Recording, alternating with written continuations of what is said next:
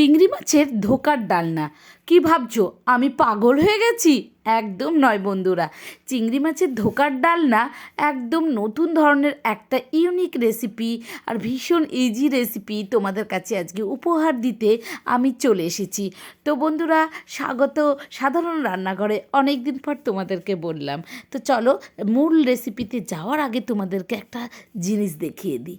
দেখো, এক গাছ ভর্তি পলাশ ফুল, যেন মনে হচ্ছে দূর থেকে আগুন জ্বলছে বোধহয় সেইখানে। আর সেই দেখে আমি দুরন্ত চলে গেলাম সেই পলাশ ফুলের ছবি তুলতে। তো বন্ধুরা, চলে এলাম মূল কাজে, যেখানটায় আমি ধোকার ডালনা বানাবো। আর ছোলার ডাল হবে না তা তো হবে না। ছোলার ডালটাকে ভালো করে পরিষ্কার করে ধুয়ে জল দিয়ে ভিজিয়ে রাখছি কিছুক্ষণের জন্য। আর এখানকার আমি তো বলি মূল নায়িকা কে? চিংড়ি মাছ। চিংড়ি মাছের ধোকার ডালনা, ভাবো তো কেমন লাগবে খেতে। দুর্দান্ত দুর্দান্ত, জাস্ট ফাটাফাটি। বাঙালিরা আমরা এমনিতেই ধোকার ডালনা খেতে ভালোবাসি, তার সাথে যদি আবার চিংড়ি মাছ হয়, ওফ দুর্দান্ত। তো আমি লঙ্কা আর মটর ডালটা আলাদা করে বেটেছি, আর চিংড়ি মাছটাকে আলাদা করে বেটে নিয়েছি। আর এখানে দেবো আলু, এবং আলুটা প্রেশারে আমি সিটি মেরে নিয়েছি একটা। চলে এলাম কড়াইয়ে, একটু সর্ষের তেল দিলাম, আর এই যে আলাদা করে মটর ডাল এবং চিংড়ি মাছ বাটা সেটাকে তেলে দিয়ে দিলাম। তার মধ্যে দিচ্ছি আমি নুন আর হলুদ, ব্যাস, আর কিছু দেবো না। আর একটু লঙ্কা গুঁড়ো ভুলে গেছিলাম বলতে, সরি। হ্যাঁ, তো লঙ্কা গুঁড়ো দিলাম, দিয়ে এটাকে যেভাবে ধোকার ডালনাতে আমরা ধোকাটাকে মানে মটর ডালটাকে আমরা নাড়াচাড়া করি তেলে, ঠিক সেইভাবে সেই পদ্ধতিতেই করব। শুধুমাত্র এতে যোগ দিয়েছি চিংড়ি মাছ বাটা।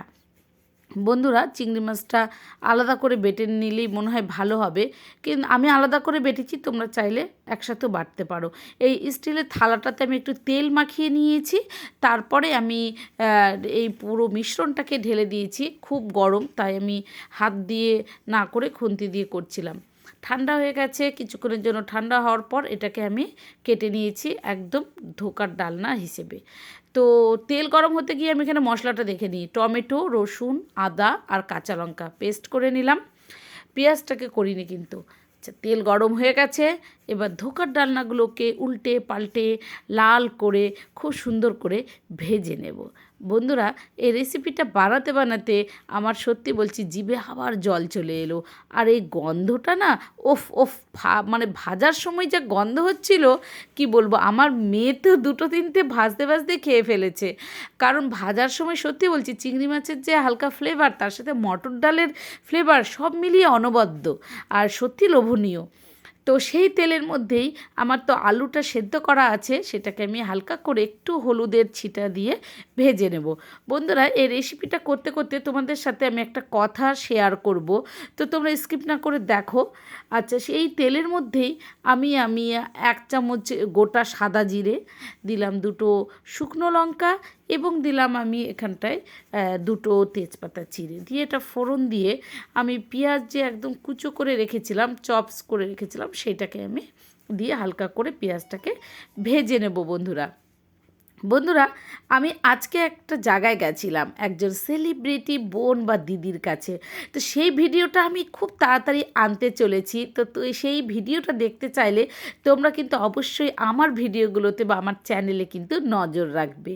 আচ্ছা, এই কথা বলতে বলতে আমি এর মধ্যে দিয়ে দিয়েছি আমার যে রসুন আর আদা, লঙ্কা আর টমেটো বাটা।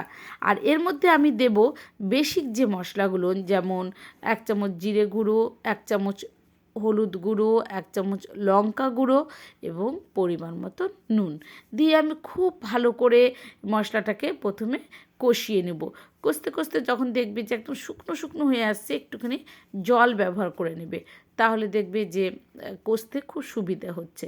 তো বন্ধুরা, যে কথাটা বলছিলাম, যে আমি আজকে একজন খুব সেলিব্রিটি, খুব অল্প বয়সে একজন খুব সেলিব্রিটি, যে মেয়েটি জীবনে বাঁচার জন্য ভীষণভাবে সংগ্রাম করেছে, সেই রকম একটি মেয়ের সাথে আমি দেখা করতে গেছিলাম আজকে।